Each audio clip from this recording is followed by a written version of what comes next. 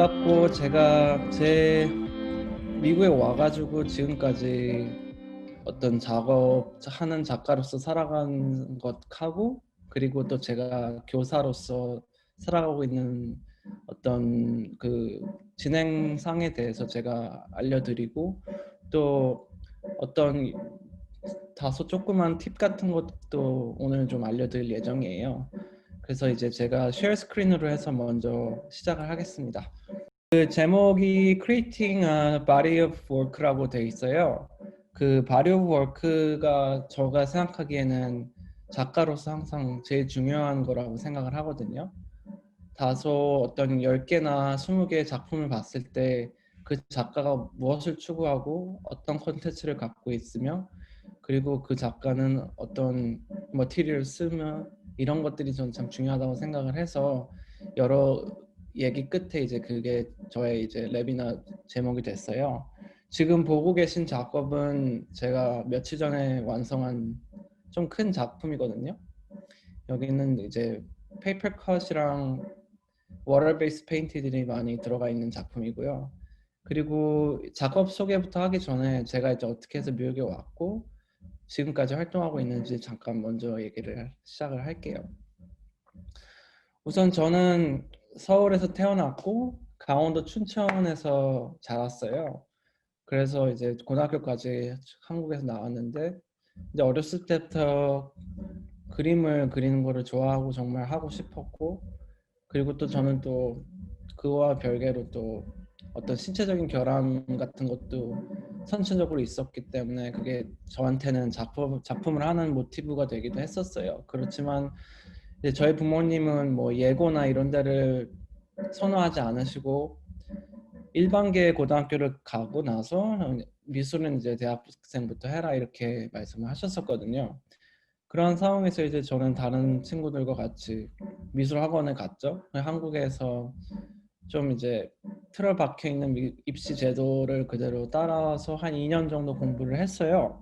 그래서 저도 뭐 다른 여러분들과 같이 홍대나 서울대 이런 학교들을 가고 싶었는데 저는 손도 느리고 또 계속 어떤 그 시간 안에 만드는 작품을 결국은 제대로 못해서 제가 지원한 학교를 다 실패를 했어요. 그리고 집안에서는 재수를 해야 된다고 하셨는데 저는 어렸을 때부터 항상 뭔가 또 다른 길이 있다는 생각 아니면 어떤 다른 문화를 가진 사람들과 같이 공부하고 싶다는 생각도 했었고 왜 재수를 하면은 꼭 한국에서 해야 되냐는 생각도 많이 하고 있었던 터라 많이 부모님하고 갈등한 끝에 겨우 이제 미국으로 오게 됐어요. 그래서 처음에는 2년 동안 베이에리아에서 커뮤니티 칼리지 다니면서 저희 이모 밑에서 이제 지내면서 공부를 했죠. 처음에 제가 이제 말씀드리고 싶은 거는 저한테 이제 멘토가 되어 주셨던 분들이랑 그다음에 제가 어떻게 티칭을 시작하게 되었는지에 대해서 얘기를 해드릴게요. 저 케일이라고 써 있는 분이 저희 이모신데 저희 이모는 이화여대 조속과를 나오시고 샌프란시스코 아트 인스티튜트 대학원을 나오시고 나서 조각을 30대 중반까지 하시다가 많이 아프셔가지고 그 다음에는 계속 베이 지역에서 포트폴리오 선생님으로 계셨어요. 제가 이제 이모 덕분에 캘리포니아 와서 포트폴리오를 준비를 하면서 일단은 영어도 못하고 안 되니까는 커뮤니티 칼리지를 먼저 다녔죠. 그렇게 해서 2년 동안 다니다가 제가 2009년에 시카고 아트 인스티튜트로 이제 편입을 하게 됐어요. 거기서 만난 분들이 제가 밑에 여기 있는 칼 월섬, 미치코 이타타니, 주디스 갈치맨 같은 분들이 있는데 칼 월섬이라는 할아버지 선생님이 저한테 참 큰 영향이 됐는데 그게 저의 시카고에서 첫 수업이었거든요. 첫 번째 수업이었는데 페인팅 수업이라서 갔어요. 가서 앉아서 출석을 부르고 나서 이제 작업을 하세요 학생들 이렇게 하는데 저는 뭘 해야 될지 모르겠는 거예요. 왜냐하면 그 전까지 제가 했던 작품 활동들은 다 뭔가 서브젝트 매터가 주어지고 그게 스틸 라이프가 됐건 피규어가 됐건 랜드스케이프이 됐건 뭔가 그 과업을 수행하는 형식의 작품을 했었는데 그게 아니라 그냥 뭐 제가 하고 싶은 무언가를 해보라고 얘기를 하니까는 저는 아무 생각이 없는 거예요. 내가 다 백지청천해가지고. 그래서 가만히 한 2, 30분 동안 앉아 있으니까 선생님이 오셔가지고 학생은 뭘 좋아하고 뭘 하고 싶고 뭘 표현하고 싶은 게 없냐고 물어보시는 게 저한테 이제 굉장히 큰 쇼크가 됐죠. 왜냐하면 그 전에 한 번도 그런 질문을 해본 사람이 없었으니까요. 그 선생님이 그 질문하기 전에도 다 옆에 이제 주변 학생들을 봐도 무언가를 하고 있더라고요. 큰 종이에다가 커피를 이렇게 쏟아서 웅덩이를 만드는 친구가 있는가 하면은 막 색종이를 찢어서 콜라주를 시작하는 친구도 있고, 저한테는 어떤 사물을 보고 리프레젠테이션하게 그를 묘사하는 훈련 말고는 제가 알고 있었던 게 하나도 없었던 거예요. 그 이외의 아트에 대해서는 전혀 제가 모르고 있었던 거죠. 그거를 알려주신 칼 월섬이라는 분은 60년대 이제 자기 친구들 글래디스 닐슨, 짐 너트, 바버라 로스 이런 분들과 함께 시카고 이미지스타라는 엄청난 그룹을 만드신 분들이거든요. 그분들이 지금까지도 이제 교수를 하고 있는데 그 피카소처럼 입체파의 재해석이라는 평가를 받고 계신 분들이고, 그 다음에 밑에 계신 두 분들도 저한테 상당히 중요한 분인데, 주지스라는 선생님은 네가 알고 있던 거를 다 버리고 다시 배우는 수업을 한번 해보자. Earn Learning and Relearning이라는 말을 되게 강조를 많이 하셨던 분이고, 맨 왼쪽에 있는 미치코 이타탄이라는 분은 일본 선생님인데 저의 이제 미국에 살아야 되는 것과 미국에서 이제 교수가 되거나 아니면 뭔가 작가가 된다는 어떤 관점 자체를 무너뜨린 분이에요.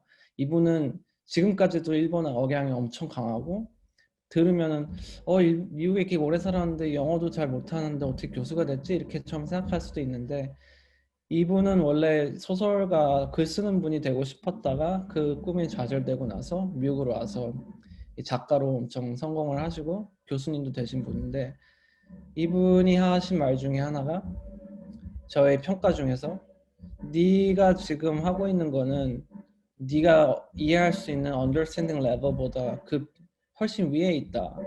전 처음에 그 말을 들었을 때 너무 기분이 나빴어요. 내가 지금 내 작품도 이해를 못하고 있다는 뜻이네 이렇게 받아들였는데 나중에 시간이 지나니까는 지금 하고 있는 작품이 훨씬 더 많은 포텐셜을 가지고 있기 때문에 더 이제 공부를 많이 하다 보면은 어떤 지금 하고 있는 작품 방향이라든지 추구하고자 하는 거에 대해서 더 알 수 있을 것이다 라는 말을 하셨던 걸 기억이 나거든요. 그런 선생님들이 시카고에 계셨고 그 다음에 이제 대학원 가고 여러 가지 다른 교육을 받으면서도 그런 것들을 이제 계속 리마인드 했던 것 같아요. 그리고 오른쪽의 이미지는 이제 제가 처음으로 제가 티칭을 시작하게 된 이제 이미지인데 저는 학교에서 어떤 티칭을 하거나 아니면 일을 할 수 있는 그런 오퍼튜니티가 있다는 것 자체를 모르고 있었던 상태였는데 그러다가 저도 공교롭게 제가 보이즈 앤 걸스 클럽이라는 곳에서 티칭을 하게 됐어요. 맨 위에 이제 그 사진이 보이즈 앤 걸스 클럽 시카고에 있는 곳인데 이곳에 이제 엄마 아빠가 너무 바쁘셔가지고 애들을 이제 놀게 만드는 그런 어떤 유아 시설인데 아트룸이 한 세네 달 동안 잠겨 있었던 그런 상황에서 제가 들어갔던 건데 거기서 아이들을 가르쳤다기보다는 사실 애들이랑 놀았다는 게 더 맞는 표현이긴 하거든요. 그래서 그 아트룸을 열어주고 아이들이랑 같이 학습을 하면서 여러 가지 프로젝트도 하고 우리 옛날에 유치원에서 하는 데칼코마니 같은 것도 하고 여러 가지를 했어요. 근데 저는 이제 그게 그냥 한 번 원타임 하고 끝나는 일이 될 줄 알았는데 그게 아니라 그게 저한테 결정적으로 많은 도움을 또 주게 되더라고요. 예를 들어서 대학교를 졸업할 때쯤에 이제 디스스 BFA 쇼를 해야 되는데 저는 좀 아이디어가 많이 없었어요. 근데 그때 한참 아이들이 그 한쪽 그 종이에다가 페인트를 칠하고 이렇게 접어서 펴서 데칼코마니 같은 거를 많이 하던 때인데 아이들이 자기 본인 작품들을 집에 안 가져가는 바람에 제가 몇 달을 기다리다가 다 가져와서 저의 작업실에 이렇게 붙여놓은 적이 있거든요. 근데 그걸 쭉 보다가 거기서 아이디어를 얻어서 마침 제 마지막 작품을 만들었던 기억이 있어요. 이 얘기를 제가 왜 하냐면은 티칭이라는 게 저한테는 오히려 제가 배우는 어떤 많은 역할을 한 경우가 많아서, 만약에 지금 듣고 계신 분들 중에 아트 티칭에 대해서 궁금한 게 계시다든지 많이 알고 싶은 분들한테는 그거에 대해서도 많이 여러 가지 조명으로 그거를 인식할 수 있다는 얘기를 해드리고 싶고요. 밑에 사진은 거의 시카고 마지막 때 제가 유치원에서 레지던시를 하게 됐던 사진인데, 아이들하고 얼굴에 페인트도 하고 아트 액션 페인팅 같은 것도 하고 하면서 이제 시간을 보냈던 것 같아요. 그리고 나서 이제 보스턴으로 와서 대학원을 끝내고 2014년부터 저는 매스아트랑 그리고 뮤지엄 오브 파인 아트 보스턴에서 가르치고, 그 다음에 2015년에 처음으로 갤러리랑 연락이 되게 됐어요. 그것도 이제 제가 뭔가 엄청난 계획을 짜서 됐다기보다는 제가 정말 친한 친구가 뉴욕에 있는 한국 갤러리에서 아트 파운데이션이라는 곳에서 이제 매년 4명씩 사람을 뽑아요. 그래서 이제 전시를 시켜주는데, 거기 전시를 하게 되는 바람에 축하해주러 갔다가 그 갤러리가 이제 아트모라 갤러리였는데, 그 갤러리에 걸려있는 원래 갤러리 소속 작가들 작품을 우연히 보게 됐어요. 보게 됐는데 저랑 성향이 좀 맞는 것 같다는 생각이 들어서 그냥 거기서 요구하는 형식 같은 것도 무시하고 이메일을 보냈어요. 이메일을 보냈는데 며칠 뒤에 그 갤러리에서 연락이 와서 작가님 그림 한 몇 개만 가져와 줄 수 있냐고, 가져와서 한번 보여줄 수 있냐고 얘기를 하는 바람에 그 바로 다음 주로 제가 가지고 갔는데, 거기서 계약이 돼서 1년 동안 그 갤러리랑 같이 일을 했고요. 그러면서 공교롭게도 부산 아트페어라는 데도 나가보고 뉴욕 첼시에서 개인전도 하고, 1년이 지난 다음에 결국 그 갤러리랑 다시 재계약을 안 하게 됐지만 보스턴에서 이제 로컬 갤러리 트레이시언 갤러리라는 데를 찾아서 거기랑 지금 같이 4년째 일을 하고 있고요. 그 다음에 제 작품에 대해서 간략하게 얘기를 좀 드릴게요.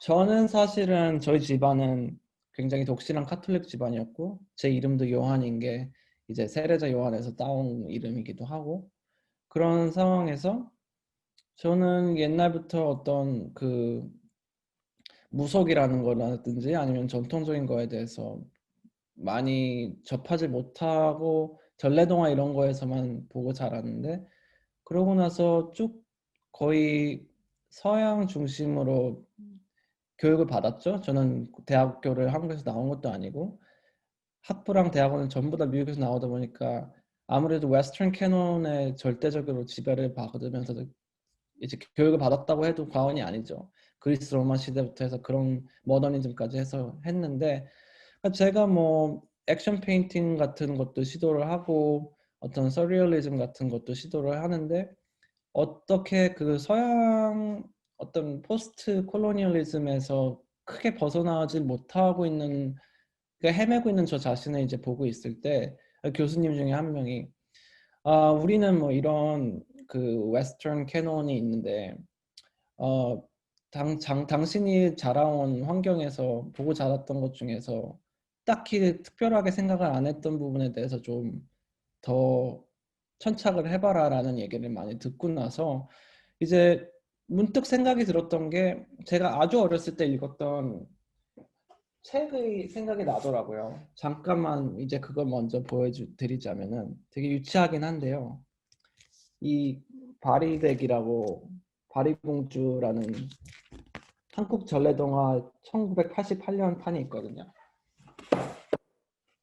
근데 제가 이거를 한국에서부터 가져와서 지금까지 갖고 있어요. 그게 제 한 4~5살 때 읽었던 건데 다시 가져와서 그 얘기를 제가 다시 읽어보고 나서 제 아는 사람한테 막 바리공주 바리덱이라는 어떤 그런 전래동화를 아느냐라고 물어봤는데 많은 한국 사람들도 모르는 사람이 많더라고요.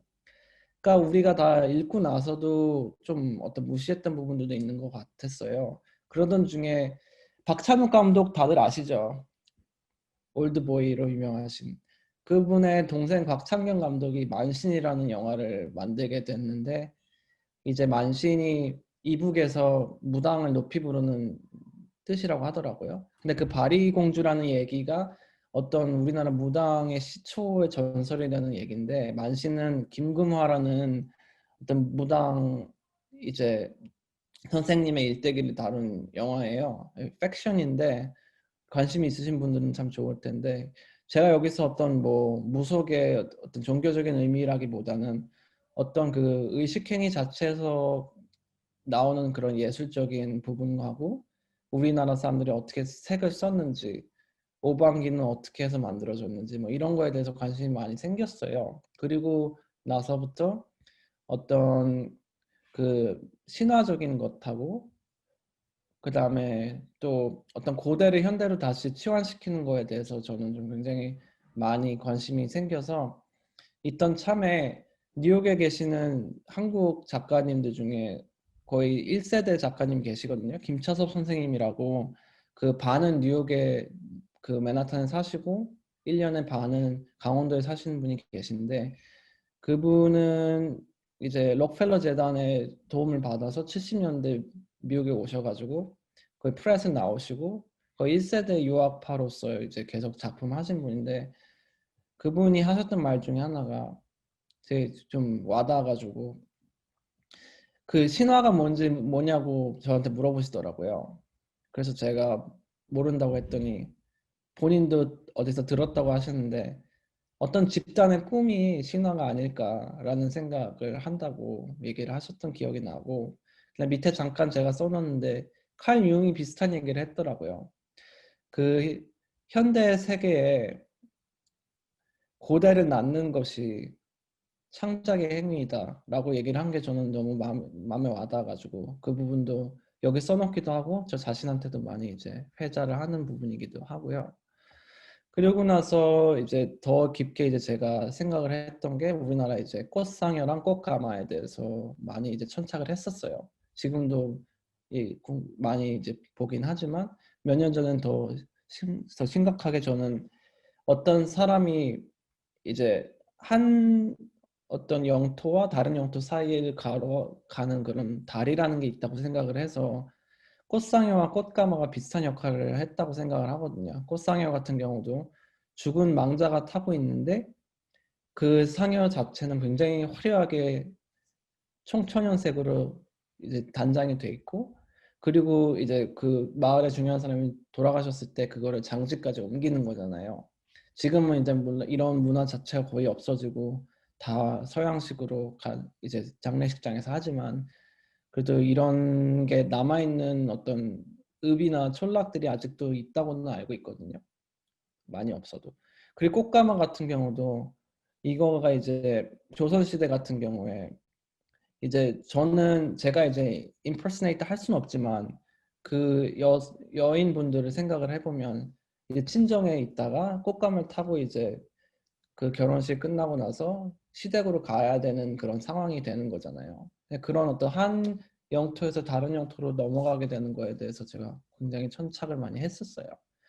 그리고 이거는 dormant volcano라고 제가 써놨는데 저는 휴화산을 저랑 굉장히 많이 동일시를 시키는 편이에요. 제가 아까 잠깐 언급을 했지만 저는 태어날 때부터 뇌혈관 기형이 있어서 오른쪽 팔다리를 제대로 못 쓰는 게 이제 그냥 저희 삶의 일부가 돼버렸어요. 그리고 1년에 몇 번씩은 이제 마비 증상 같은 게 와서 어르신들 풍 걸리신 분들처럼 이제 한쪽이 한 하루 이틀 정도 마비가 되는데 그러니까 저 자신을 이제 이 휴화산으로 빗대서 이제 얘기를 많이 하는 건데요. 어떤 몸이 이제 인간이 자기가 뇌에서 명령한 대로 움직이지 않았을 때 그 어떤 느끼게 되는 덧없음이라든지 휴먼 컨디션에 대해서 굉장히 제 또래 사람들보다는 어려서 많이 생각을 하게 된 것 같아요. 뭐 어린애가 무슨 죽음에 대해서 생각을 하냐 이렇게 많이들 얘기를 하시는데 저는 항상 그 증상이 멈추지 않으면 그게 어떤 죽는 거랑 비슷하지 않을까라는 생각을 해서 어떤 죽음을 터부시되는 거라기보다는 끌어안아야 되는 어떤 그냥 오래된 친구라는 생각을 많이 하고 살았거든요. 그래서 어떤 저한테는 창작의 원동력 중에 가장 큰 것 같아요. 제 마음대로 할 수 있었던 게 없었고 또 어렸을 때는 어떤 사람 앞에 이제 내보이고 싶은 게 저의 어떤 꿈 중에 하나였는데 신체적 결함을 알게 되니까 그게 그림을 만들고 창조를 2D적인 면에서 하는 걸로 치환이 됐다고 생각을 하거든요. 어떤 면에서는. 그리고 이제 지층이나 스트레타 같은 거에 대해서도 관심이 많아졌는데 이거는 아까 말했던 선생님 중에 한 분이 그 주디스라는 선생님이 써보라고 한 재질이 있었어요. 유포라는 재질인데 100% 폴리프로필렌, 그러니까 플라스틱이거든요. 사실 종이가 아니라. 거기 이제 물 웅덩이 같은 걸 만들어 놓으면 그게 이제 마르면서 이런 지층처럼 어떤 지형 같은 지형도 같은 궤적을 남겨요. 시간을 이제 어떻게 기록을 하는 거죠, 종이가. 그거에 제가 빠져들어서 지금까지도 아직 헤어나지 못하고 있는데 그게 이제 제 작업 속에 이제 있거든요. 그 작업 설명을 하기 전에 이제 제가 요새 최근에 들어서 가장 많이 제 작업이랑 연동을 시켰던 게 자라온 어떤 생태예요. 이거는 사막산이라고 강원도 춘천에 있는 곳인데 어렸을 때 저는 운동하는 걸 너무 싫어해가지고 산에 올라가는 걸 싫어했는데 아버지 때문에 억지로 매주 산에 올라갔어야만 했어요. 울면서. 아버지가 이제 아빠가 이 그 절 앞에 있는 굴에 뭐 용이 산다고 거짓말을 하시고 맨날 그랬는데 그러면서도 그 잔상 같은 게 항상 남아서 지금 제가 하는 작품이 사실은 지금 낯선 보스턴 환경이랑 제가 자라온 강원도 춘천의 환경을 이렇게 접목시켜서 제3의 어떤 풍경을 만드는 작업이거든요. 그런데 이제 문득 그렇게 떠나고 싶었던 어떤 고향에 대한 그리움 같은 게 저한테 컨셉으로 많이 남아 있구나라는 거를 이제 알게 돼서 이 세 가지 샷을 또 여기다 넣은 거고요. 작품 과정에 대해서 얘기를 좀 하자면은 많이 얘기는 안 할 건데요.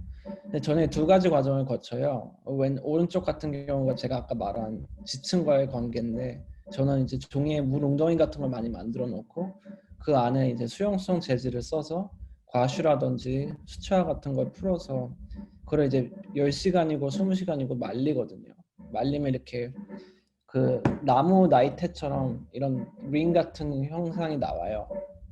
그러면 이제 그거를 뒤집어서 그 안에 어떤 색깔이랑 형상인지 모르는 상태에서 제가 드로잉을 그려서 그거를 칼로 자르는 작업을 해요. 이제 익젝트 나이프로 다 자르는데 제가 한 5년 전에 그 호쿠사이 아시죠? 그 파도 이렇게 넘어가는 일본 목판화 만든 사람인데 그분 리트로스펙티브 작품 전시회를 보고 나서 저는 비슷한 에스테릭을 갖고 싶은데 판화가 아닌 방법은 뭐가 있을까 하다가 이 종이를 잘라서 콜라주를 하는 방식을 택하게 된 지가 벌써 한 5, 6년이 됐거든요. 그게 이제 저의 작업인데 저는 저 자신한테도 말하고 제 학생들한테도 맨날 말하는 것 중에 하나가 그 accidental moment making it intentional이란 말을 많이 해요. 그러니까 처음 만들어진 거는 우발적인 것일 수도 있는데 똑같은 실수가 두세 번 이제 반복이 되면 그게 자기 거가 되잖아요. 그 실수가 자기의 하나의 노하우라든지 테크닉으로 치환될 수 있다는 생각을 하기 때문에 그런 말을 하고 저도 그런 식으로 작품을 많이 하는 편이고요. 지금부터는 그냥 조금 빠르게 슬라이드를 남기면서 지금 제가 10월 말까지 하고 있는 전시에 올라와 있는 작품들에 대해서 그냥 보여드릴게요. 이거는 Terror of Peculiar Gaiety 라는 작품이고 이 두 작업은 그 국화꽃의 여행이라는 작업인데 연작이었어요. 사실은 4개가 있었는데 지금 2개가 여기 전시가 되고 있고요. 그 다음에 이 작품 같은 경우는 제가 아까 말한 어떤 상여라든지 가마의 모티브를 많이 따내서 이제 제 나름대로 재해석을 한 거고 그 왼쪽에는 어떤 버블 같은 게 많이 보이실 텐데 오른쪽 것도 그렇고 이거는 좀 더 개인적인 작품이었어요. 둘 다 작년에 저희 이제 그 파트너가 그 간 농양이 걸려서 거의 죽을 고비를 넘긴 상황이 생겼는데, 그러고 나서 제가 거기 병원에서 모든 그 MRI, 엑스레이를 다 가져와 가지고 그거를 가지고서 그 어떤 종양 같은 거를 가지고 연구를 하면서 만든 거예요.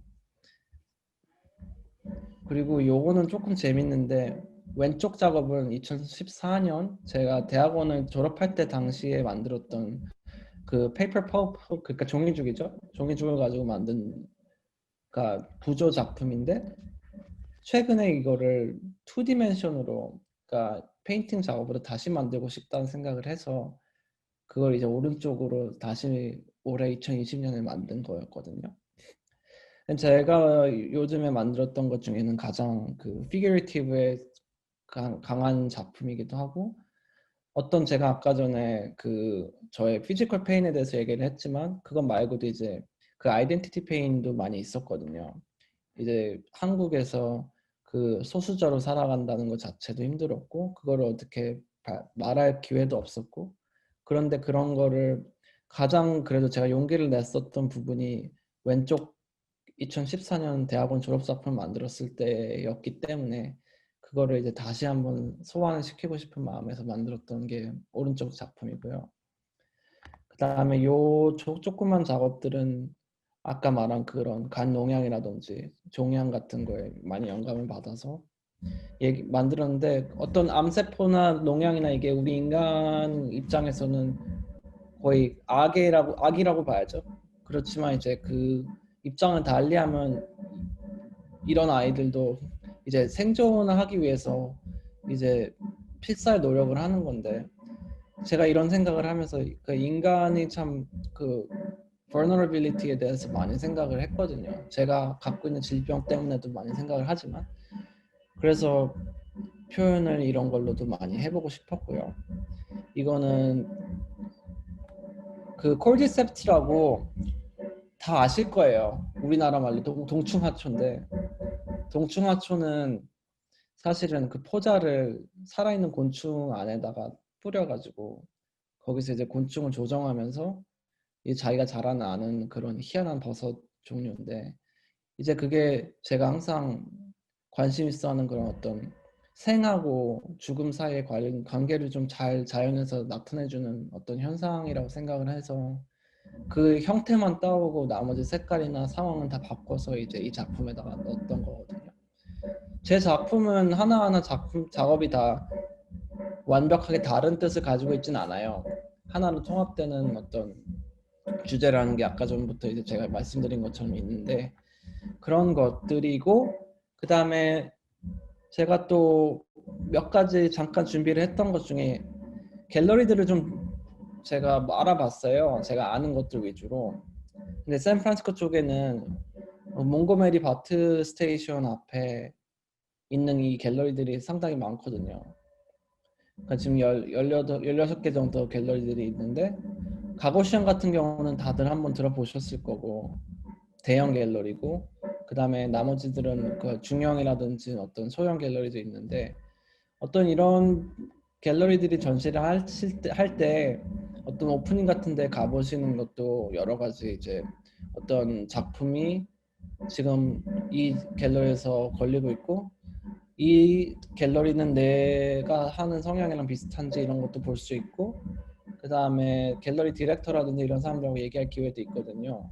그래서 오프닝 같은 거를 이제 갤러리 웹사이트 같은 데서 검색을 하셔서 보시는 것도 참 도움이 될 것 같고, 그 다음에 만약에 갤러리 중에 마음에 드는 곳을 발견하셨을 경우에는 거기 갤러리들을 보면은 웹사이트에 꼭 어떻게 서미션을 하시오 이렇게 나와 있거든요. 그 이제 형식대로 서미션을 하시면은 그게 제일 좋을 것 같고, 아니면 저처럼 무대뽀로 그냥 이메일을 뿌리는 방법도 뭐 있긴 있어요. 그 성공의 확률은 그다지 많지 않지만 저는 그렇게 했었고, 그 다음에 오른쪽 위쪽 상단에 보면은 아시는 분들은 다 아시겠지만 미네소타 프로젝트라고 또 그 큰 공간 안에 갤러리가 여러 또 있는 그런 프로젝트 어떤 팩토리 같은 빌딩이 있어요. 샌프란시스코 쪽에. 그런 데도 가셔서 어떤 작품이 걸려 있는지 보실 수도 있고, 그 다음에 사람이 없을 때는 갤러리 디렉터나 이런 사람들하고 얘기를 해보는 그런 어떤 시간을 가질 수도 있거든요. 그리고 바로 밑에는 제가 R 파운데이션이라고 뉴욕에 있는 한국 이숙녀라는 분이 운영을 하는 재단인데, 거기서 매년 4명 정도 작가를 뽑아서 펠로우십 이제 그랜트를 주기도 하고, 그 다음에 어떤 큐레이터 하는 사람을 뽑아서 한국계 작가들을 큐레이터 하는 어떤 그런 어퍼튜니티를 뽑기도 하는 재단이에요. 근데 여기는 무조건 코리안 헤리티지를 가진 사람들만 가지고 일을 하기 때문에 지원을 해보시면 참 좋을 것 같고, 엘리자베스 파운데이션은 만약에 인터스테이트로 레지던시 같은 거를 하실 의향이 있으신 분들은 뉴욕에 있는 큰 레지던시인데 그 장소를 제공을 하고 거기서 이제 일정 기간 동안 반년이면 반년, 1년이면 1년 이렇게 작업을 할 수 있는 이런 기회를 줘요.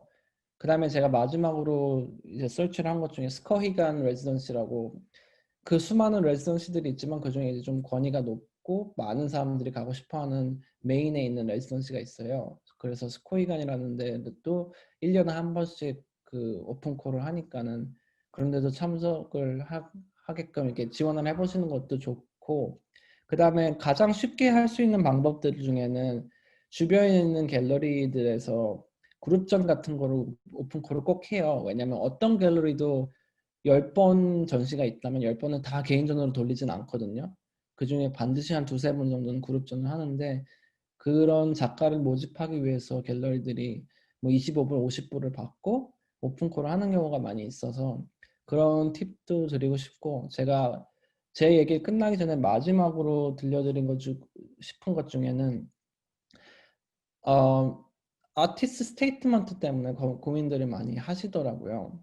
근데 이제 그 작가 노트를 쓰는 것 자체가 항상 작가들한테 골머리를 쓰는 경우고, 어떤 사람들은 이제 사람은 그냥 고용을 해서 돈을 주고 이제 쓰는 경우도 있어요. 그것도 이제 하나의 방법이긴 한데, 이제 본인이 쓰는 게 그래도 저는 항상 적극적으로 추천을 하고, 한국이랑 미국이랑 스테이트먼트적인 부분에서 가장 큰 차이점은, 한국 스테이트먼트는 제가 지금까지 봤던 것 중에서는 굉장히 많이 좀 현학적이고 시적으로 많이 쓰시는 경향들이 있더라고요.